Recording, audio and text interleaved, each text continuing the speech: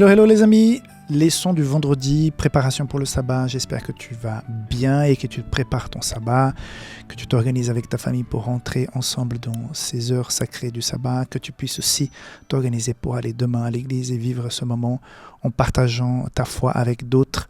C'est très important de pouvoir le faire si tu peux te déplacer, si l'église n'est pas très loin. Autrement, il faut inventer son propre sabbat, être créatif, inviter des amis, des connaissances. Et si tu es effectivement très très seul, que tu ne peux pas avoir quelqu'un avec toi, faire en sorte que les choses changent dans ta routine pour que tu vives un sabbat spécial avec le Christ. C'est tout le bien que je te souhaite pour ce sabbat qui se rapproche. Donc nous sommes dans la leçon de vendredi. Nous allons un petit peu clôturer les pensées, les enseignements de cette semaine qui ont été très riches, qui clôturent 2 semaines de leçons sur le thème de discipulat. Ok, tu es prêt? Passons donc au résumé de la semaine. Je voudrais lire avec vous ce que dit Ellen White dans Jésus-Christ, ce qui est dans la leçon de vendredi, que je pensais parler autre chose, mais en lisant, je me suis dit ces 2 mots-là sont très importants. Il peut sembler à ceux qui, comme le jeune chef, le jeune homme riche, occupent des hautes positions et possèdent des grands biens, que c'est un trop grand sacrifice de renoncer à tout pour suivre le Christ. Mais c'est là la règle de conduite de tous ceux qui veulent devenir ses disciples. Rien ne saurait remplacer l'obéissance. Le renoncement est la substance même des enseignements du Christ. Donc, l'obéissance et le renoncement. Quand tu es marié, quand tu es fils, fille, quand tu as des enfants, dans les règles de l'art de l'amour, de vivre ensemble avec la famille, de partage d'une vie commune, je constate que il faut savoir renoncer à certaines choses. Moi, j'ai mes plaisirs, j'ai mes activités favorites, mes envies, mes rêves. Et très, très souvent, pour des vacances, pour une sortie, pour telle activité, ou même avec le temps libre que j'ai, je dois le partager avec d'autres personnes avec qui je partage ma vie, ma femme, mes enfants. Et parfois, eux, ils ont d'autres attentes. Ils ont d'autres projets.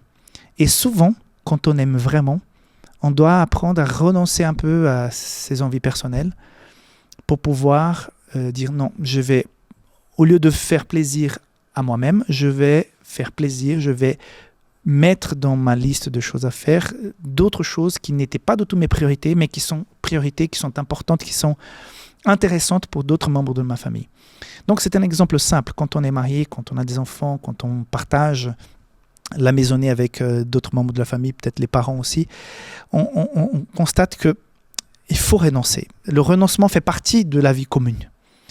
Et quand on vit la vie chrétienne, quand on est disciple, quand on est chrétien, parfois nous avons envie de faire certaines choses, parfois nous avons envie d'utiliser notre temps pour faire autre chose, nos ressources, nos connaissances, mais qu'il est beau, qu'il est bon de dire non, je vais renoncer à faire plus de profit, à dépenser, à utiliser plus de mon temps pour faire ça qui me ferait énormément plaisir, pour le sacrifier à faire quelque chose qui peut-être est moins intéressante pour moi, mais que je vois qui correspondent à ce que Dieu attend d'un véritable disciple.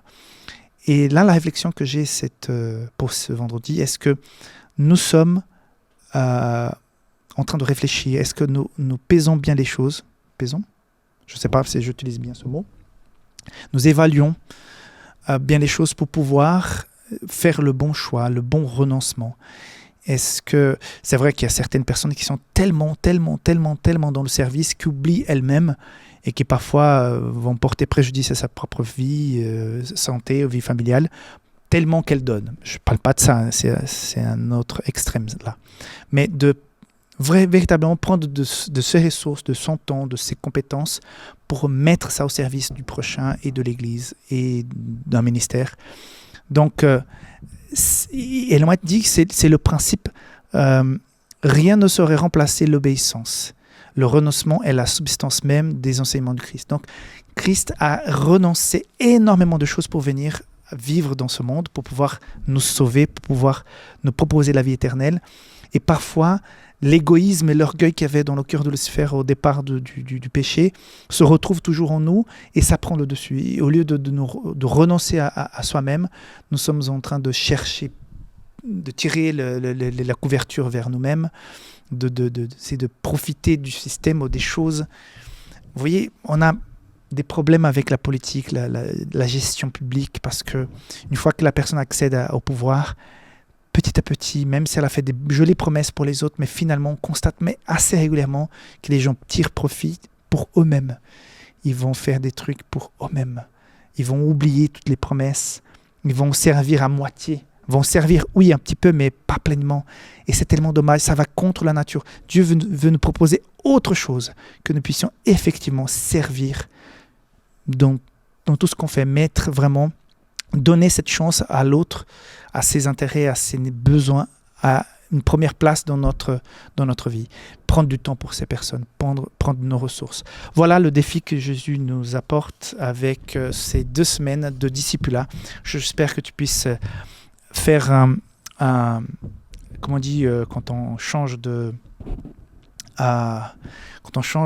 siège dans l'avion, j'ai oublié le terme.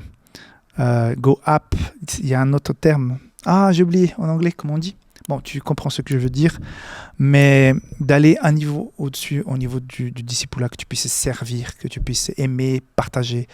Ça, c'est la plus belle chose qui puisse nous arriver, vraiment vivre une vie de service. Que Dieu te garde, que tu puisses avoir un très très bon sabbat et que la semaine prochaine soit une belle semaine qui démarre bien pour toi. Et n'oublie pas, va à l'église, engage-toi, participe, sois un serviteur. C'est la meilleure décision que tu puisses prendre si tu peux. Ok? Que Dieu te garde et on se voit la semaine prochaine. Bye bye.